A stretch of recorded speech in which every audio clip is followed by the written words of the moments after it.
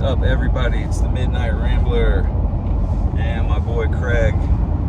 This is my dog, 8-year-old lab, but he is actually Jesus's dog, and Jesus let me borrow him because when I got a dog, 8 years ago, I had no business owning a dog. So this is, I always joke about how Jesus said, you can't handle a dog, but you can borrow mine. So, because I trust you enough to at least borrow him. I mean, he is the best dog. He has been since he's a puppy. I can't even explain how great this dog is. He's not hyper, just chills out. He's perfect. He's such a blessing. So last video, I caught some flack for doing the videos while I'm driving. I am paying attention to the road, y'all. I drive 200 miles a day in my pickup truck fixing roofs. So I'm concentrated on the road. It may look like I'm not, like I'm looking, but it's my camera's set up.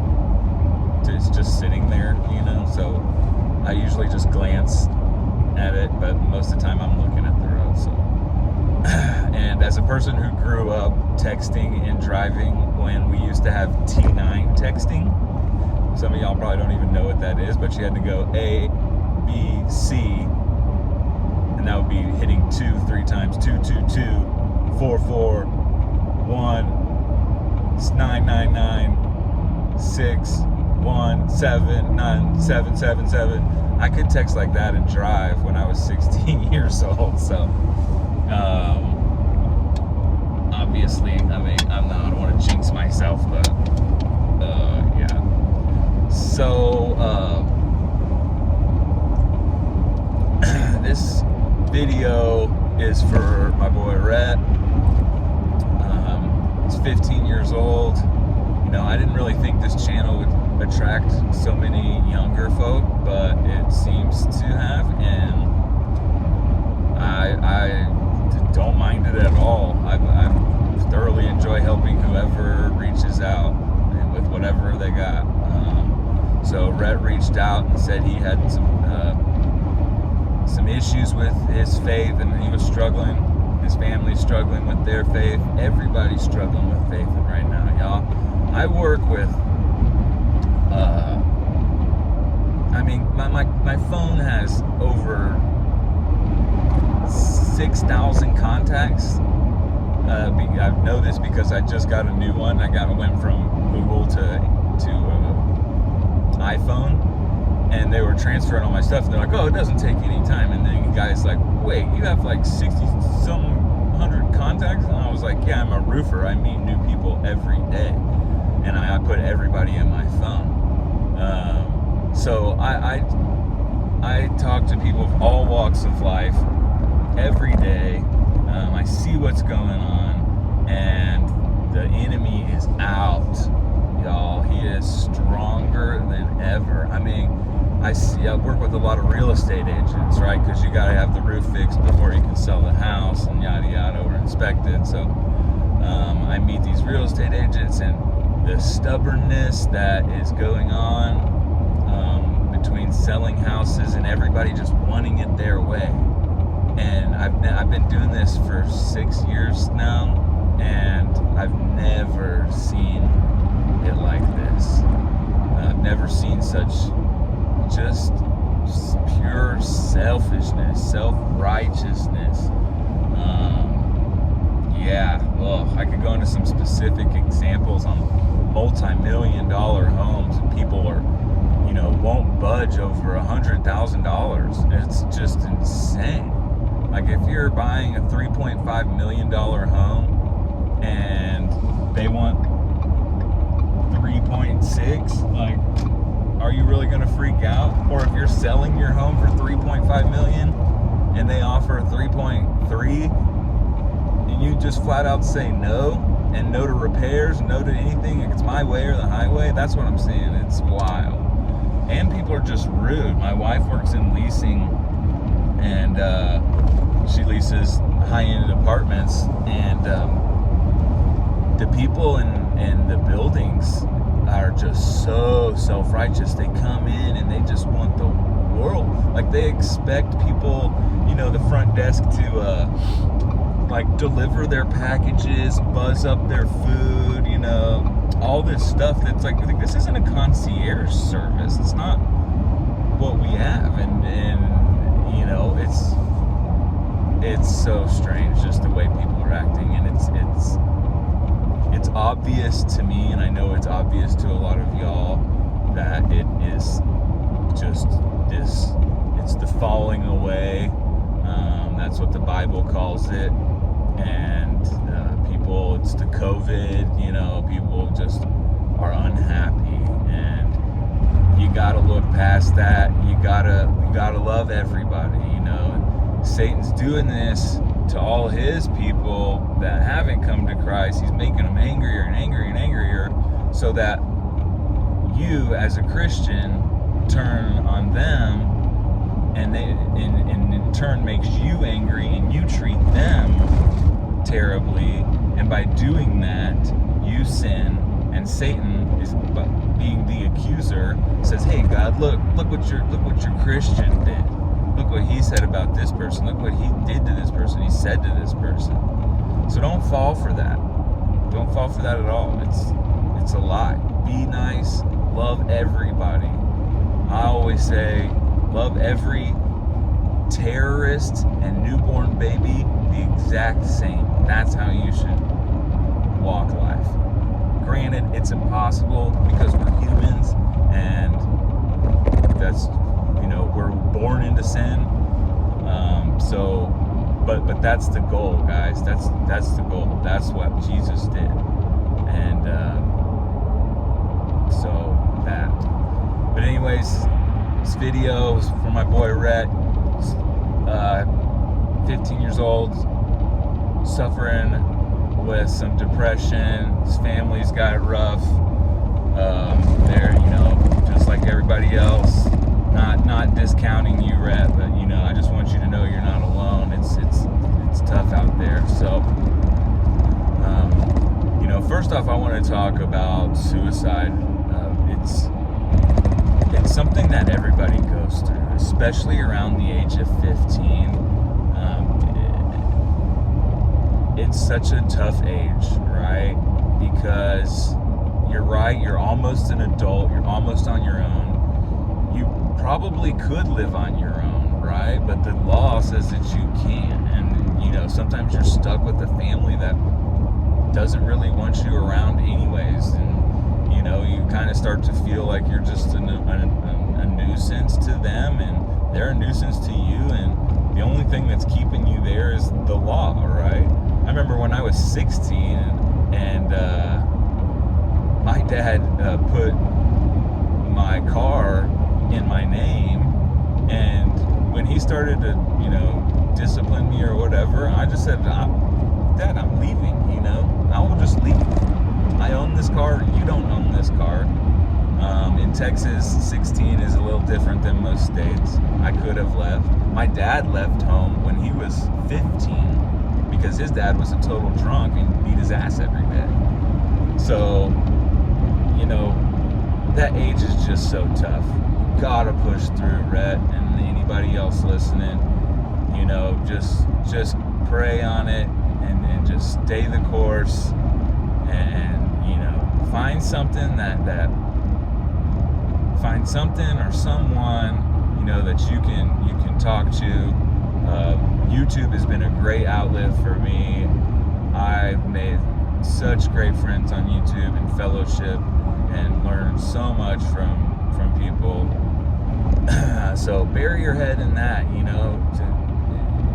There ain't anything good up here. It just isn't.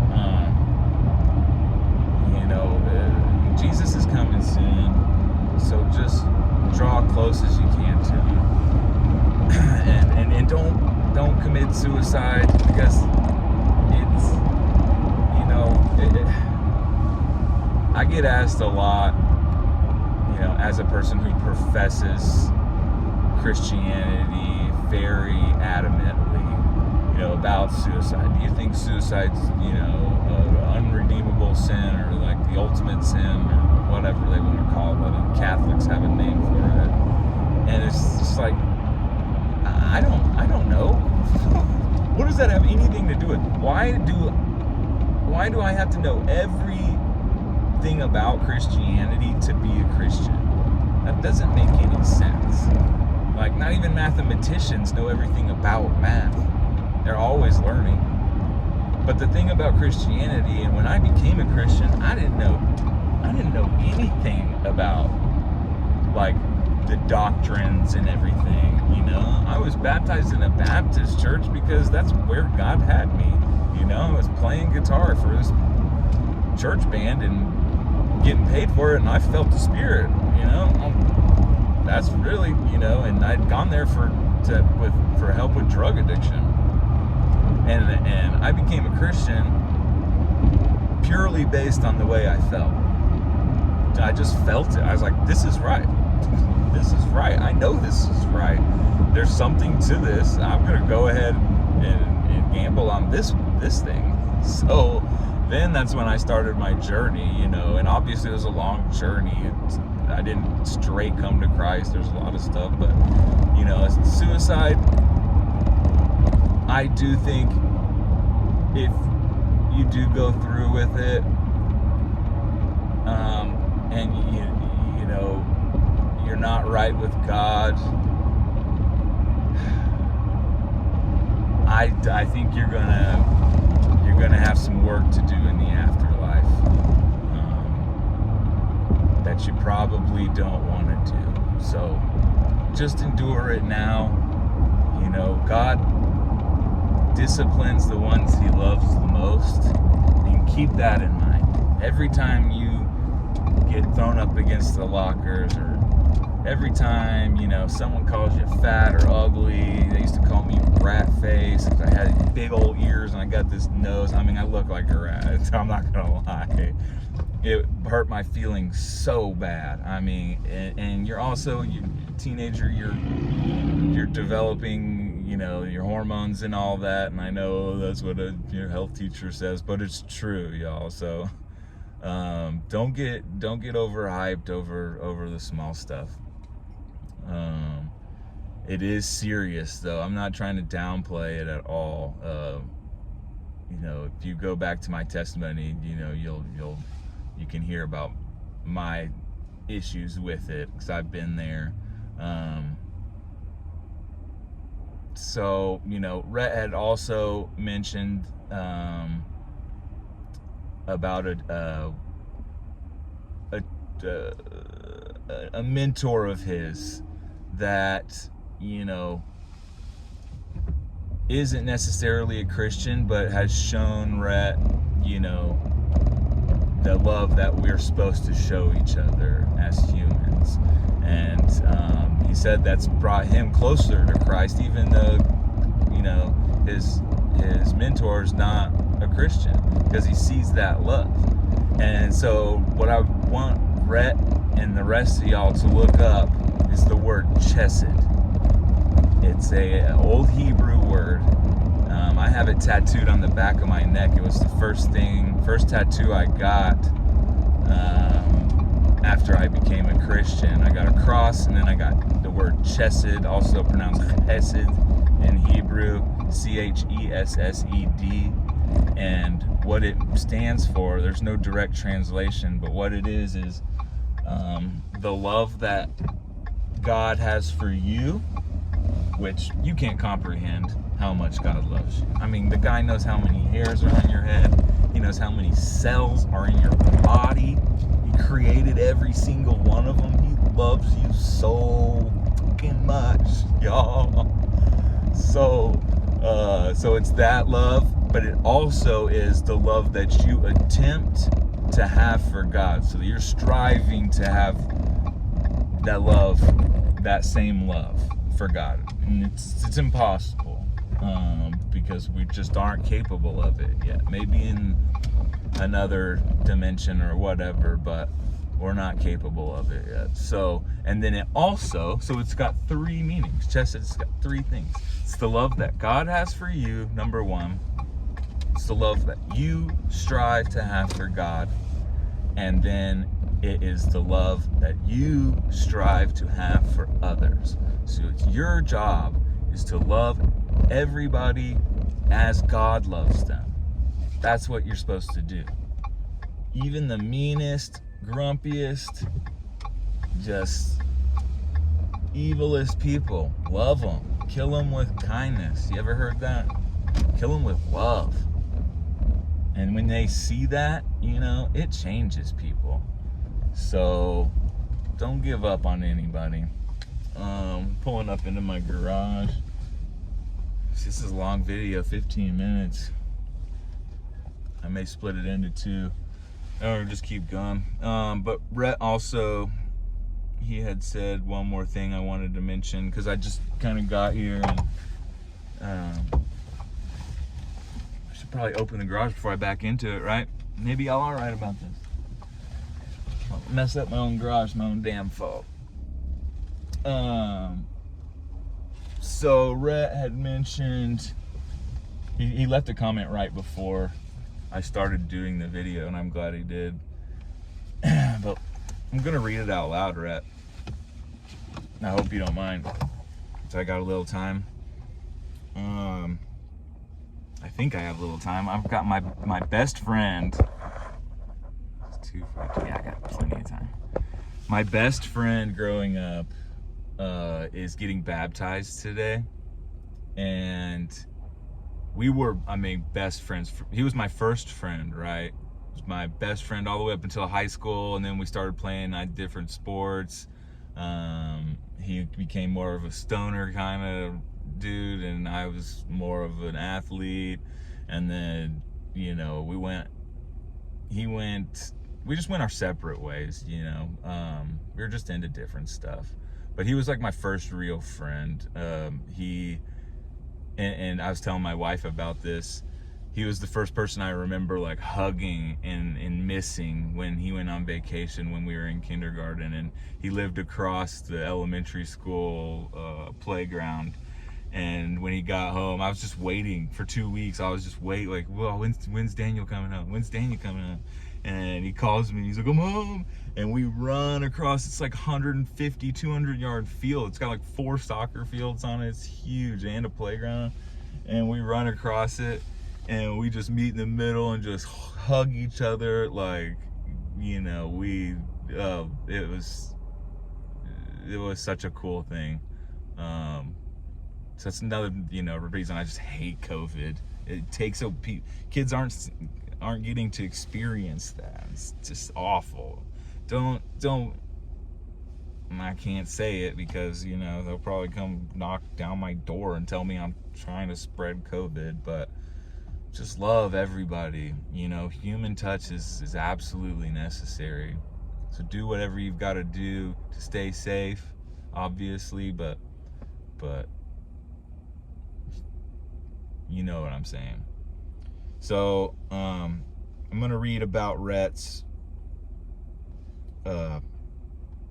suicide attempt that he most graciously let us in on. I mean, thank you so much, Wret. Like, this is gonna help so many people. And I'm gonna start a new video just with it because this is almost 20 minutes long. So just click on the next video, and we're gonna talk about what Wret went through. Much love.